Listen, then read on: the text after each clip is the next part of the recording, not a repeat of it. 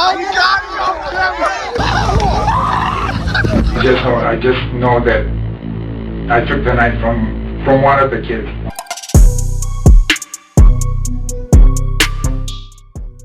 ...2022 yil 30-iyul AQShning Viskonsin shtatidagi mashhur Apple River daryosi. Odatda bu yer yoz faslida dam oluvchilar bilan gavjum bo'ladi. Odamlar maxsus rezina halqalarda daryo bo'ylab suzib, do'stlari bilan vaqt o'tkazadi. O'sha kuni ham yuzlab odamlar quyoshli ob-havo va yozgi ta'til zavqidan bahramand bo'layotgan edi. Hech kim bir necha daqiqadan so'ng bu joy jinoyat sahnasiga aylanishini tasavvur ham qilmagan edi. Dam oluvchilar orasida 54 yoshli Minnesota shtati fuqarosi Nikolay Miyu ham bor edi. Tergov ma'lumotlariga ko'ra, u daryoda do'stining yo'qolgan mobil telefonini qidirayotgan bo'lgan. Shu paytda u bir guruh o'smirlar va yoshlar yoniga yaqinlashadi. Dastlab hammasi oddiy suhbatga o'xshardi, ammo oradan ko'p o'tmay og'zaki tortishuv boshlanadi.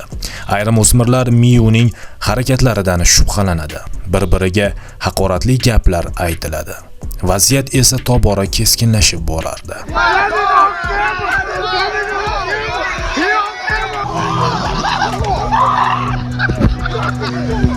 Eng qiziq tomoni shundaki, bo'layotgan voqealarni o'sha yerda turgan odamlar mobil telefonlariga yozib olishayotgan edi. Videoda daryo bo'yida tartibsiz to'qnashuv aks etgan. Kimdir baqirayapti, kimdir odamlarni tinchlantirishga urinmoqda. Yana boshqalar nima bo'layotganini tushunishga harakat qilmoqda. Va keyingi bir necha soniya ichida hamma narsa o'zgarib ketadi. Birdaniga pichoq paydo bo'ladi. Tergov materiallariga ko'ra, yuzaga kelgan to'qnashuv vaqtida Nikolay Miyu 5 kishiga pichoq bilan zarba beradi.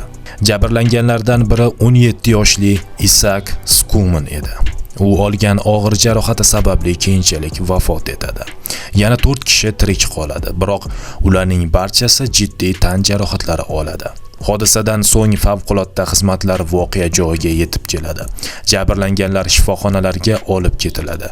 Politsiya esa darhol keng ko'lamli tergovni boshlaydi.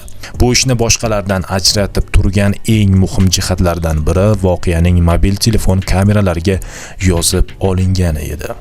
Natijada tergovchilar, prokurorlar, himoya tarafi va keyinchalik hakamlar hay'ati voqealarni deyarli soniya-ma-soniya kuzatish imkoniga ega bo'lishdi.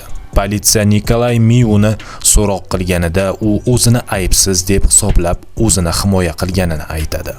Uning so'zlariga ko'ra, atrofidagi guruh unga tahdid solgan va u o'z hayoti xavf ostida deb o'ylagan. Keyinchalik uning advokatlari ham aynan shu pozitsiyani himoya qilishdi.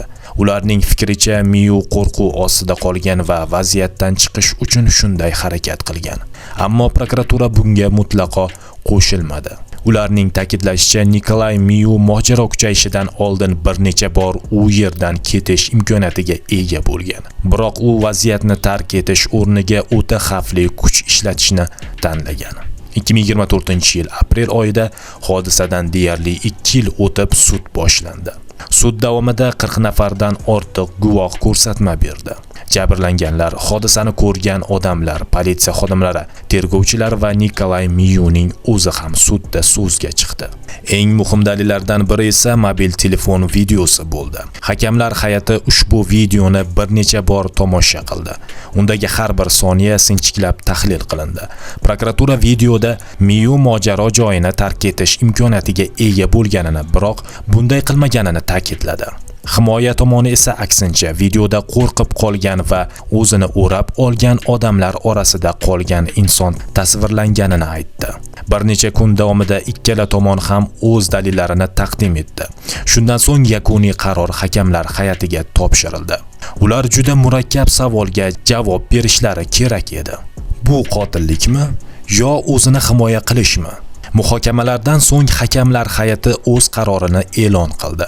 2024-yil aprel oyida Nikolay Miyu 17 yoshli Isak Skumanning o'limi bo'yicha birinchi darajali ehtiyotsizlik oqibatidagi qotillikda aybdor deb topildi. Bundan tashqari u yana 4 holatda odamlar hayotini xavf ostiga qo'yganlik hamda bitta holatda tan jarohati yetkazganlik bo'yicha ham aybdor deb topildi. Shunday qilib hakamlar hay'ati uning harakatlarini qonuniy o'zini himoya qilish deb hisoblamadi. Sud zalida hukm o'qilgan paytda ko'plab hissiyotlarga boy lahzalar yuz berdi. Qurbonning oilasi uchun bu uzoq davom etgan huquqiy kurashning yakuni edi. 2024-yil iyul oyida sud Nikolay Miyuga 20 yil ozodlikdan mahrum qilish jazosi tayinladi. Bundan tashqari qamoq muddatidan keyin ham u bir necha yil davomida nazorat ostida bo'lishi belgilandi. Shu tariqa Wisconsin shtatining so'nggi yillardagi eng bahsli jinoyat ishlaridan biri rasmiy ravishda yakunlandi. Ammo Apple River voqeasi haqida bahslar hanuz davom etmoqda. Ba'zi odamlar Nikolay Miyu qo'rquv sabab shunday yo'l tutgan deb hisoblaydi. Boshqalar esa mavjud dalillar mutlaqo ortiqcha va asossiz zo'ravonlik ishlatilganini ko'rsatadi deb o'ylaydi. Nima bo'lganda ham bu voqea bir haqiqatni yana bir bor isbotladi.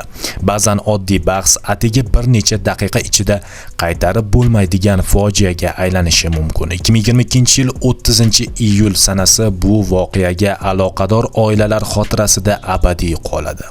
Chunki ba'zan insonning atigi bitta qarori nafaqat o'z hayotini, balki o'nlab odamlarning taqdirini ham butunlay o'zgartirib yuboradi.